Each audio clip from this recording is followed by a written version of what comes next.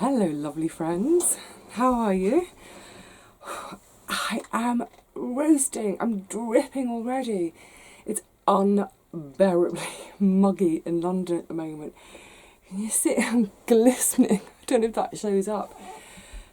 All I've done is walk from my flat to the garden, and I'm soaked.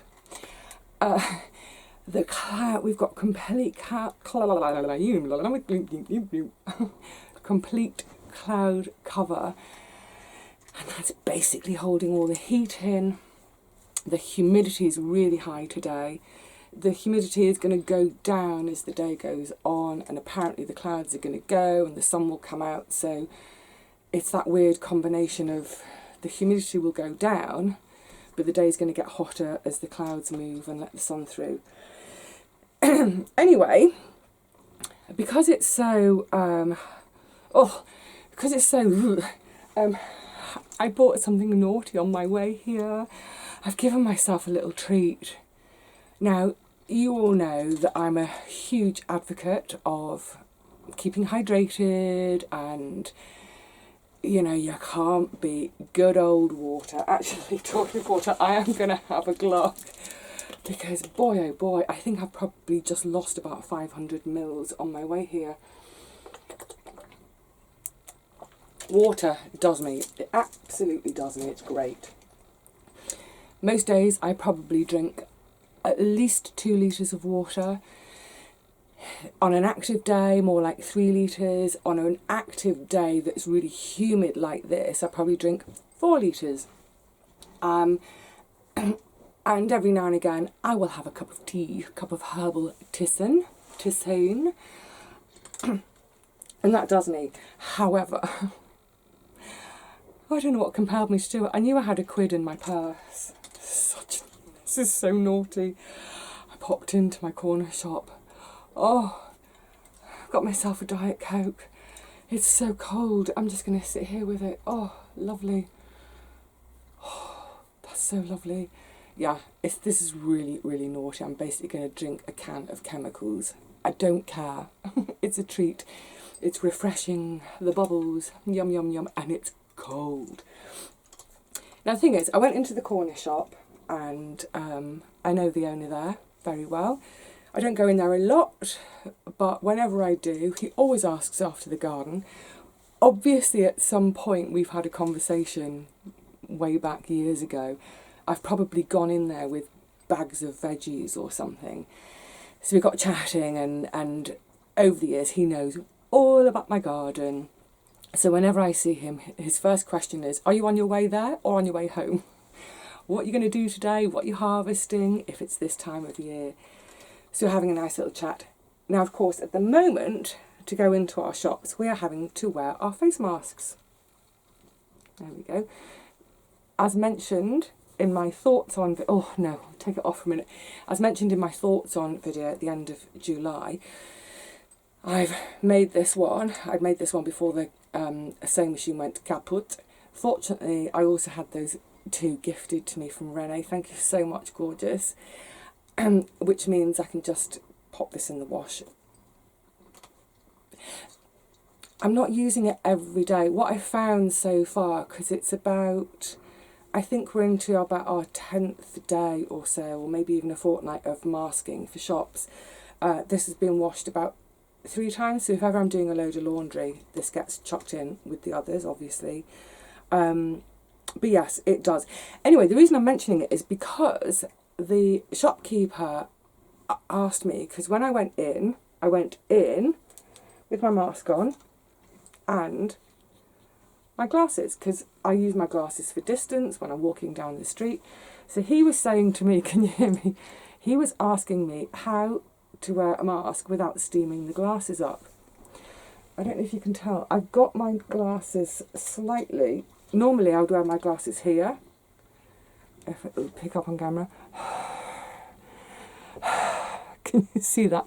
They fog up with the warmth of my breath. So I simply wear them just a little bit further down. That means that hot vapour can escape a little bit. For years as a nurse, I wore masks. So that's how I've come to know how to wear my glasses with a mask. Now with these little masks, of course, they don't form a seal. So where I was working, let me clear this frog. I worked on an isolation ward. So there were 10 beds. Each bed was in a completely air-locked bubble, if you like. So if you're going into the patient's room, before you even get into the patient's room, there's an ante-room, a little vestibule, and there are lights flashing. So when you open the door into the vestibule, the lights are flashing. You close the door behind you. For the whole time that the lights are flashing, that air that's come in with you is being exchanged, that's getting taken out and clean air pumped in. The whole time that that's going on, we are gowning up, masking up, having our wash, gloving up, and then that takes, I can't remember how long they flashed for. I think it was for 90 seconds. So 90 seconds to get gowned up, masked up, washed, gloved up, and then into the patient's room, by which time the lights stop flashing so we can go in. And also what that means is, but then when you go into the patient's room, opening the patient's door, as the patient's door closes onto the vestibule, the lights start flashing again, because any air in the patient's room, that then gets sucked out and exchanged. And what that means is if another nurse is coming along and thinks they will pop in, or a parent or a doctor, whatever, they see that the light is flashing, they know that the air exchange is happening and not to enter. Flooding back memories. So anyway, in that ward, it's an isolation ward, and the patients are isolated for one of two reasons. They are either highly infectious with something, or they have pretty much zero immunity. They could have zero immunity for a number of reasons, one of which may be that they were born and it's a slight genetic malfunction, so they're born without immunity. So children with a condition that we shorten and call SCID. Some of you may have experienced this, severe combined immunodeficiency.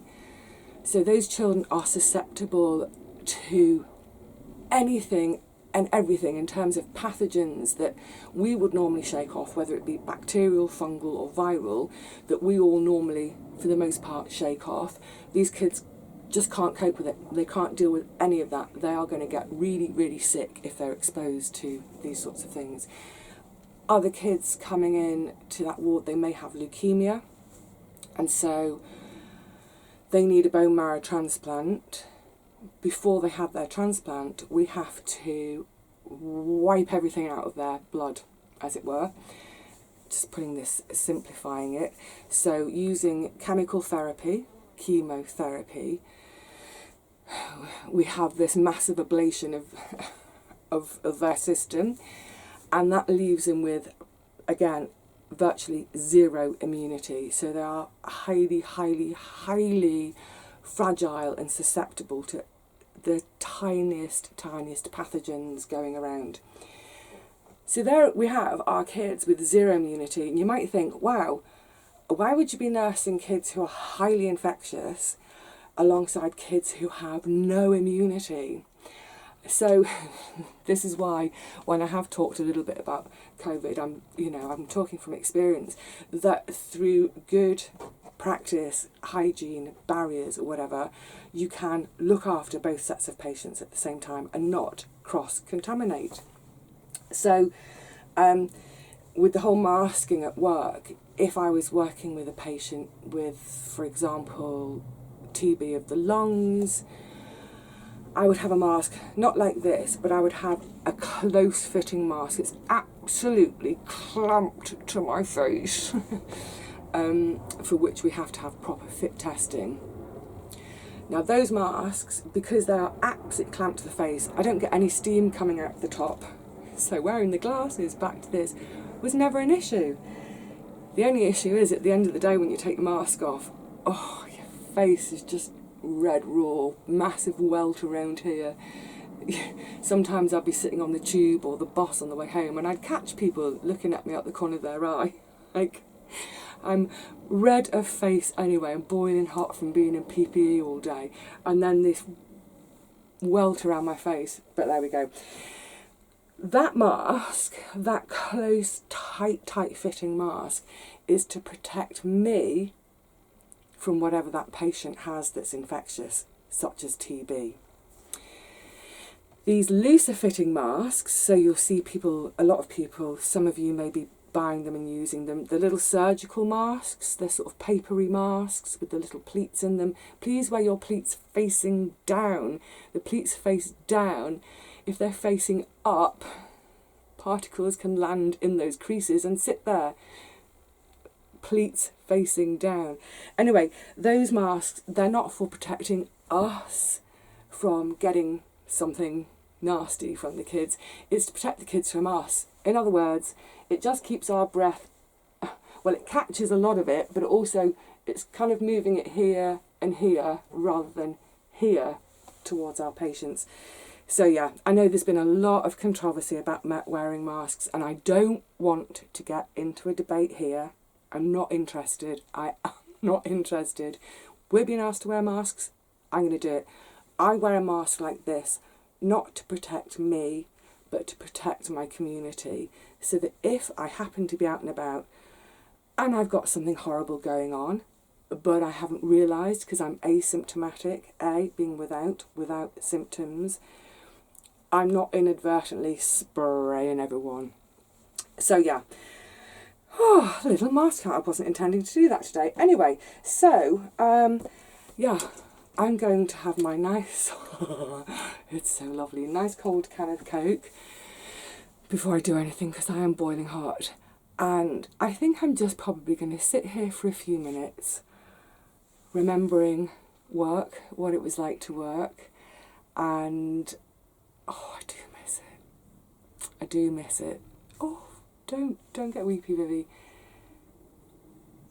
It was an incredible job, an incredible privilege to work so closely with families at their absolute worst. And then, in most cases, that day when they get to ring the bell and go home, it's just no feeling quite like it.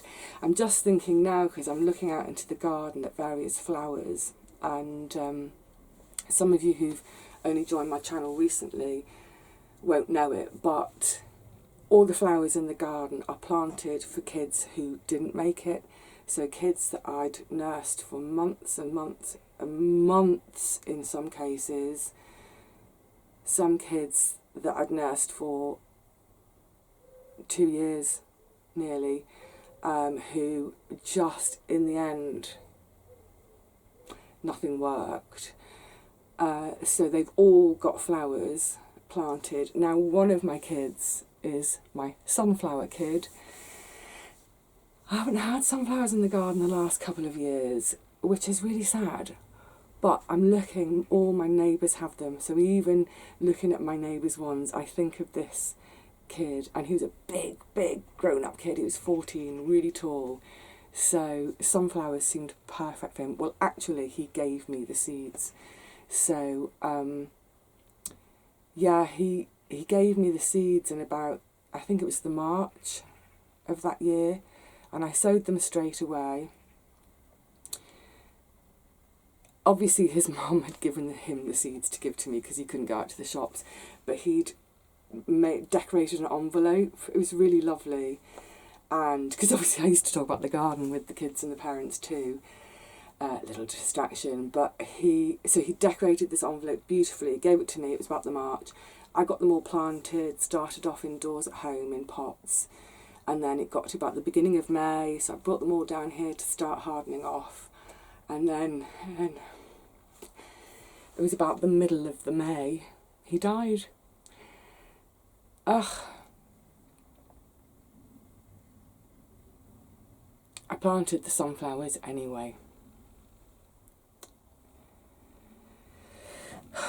Can't win them all. Oh my goodness. Well, gosh, what I didn't expect this today. these memories. So yes, I'm going to just have some silly. It's long ago now. It's long ago, but the thing with nursing these kids is they're with us for so long.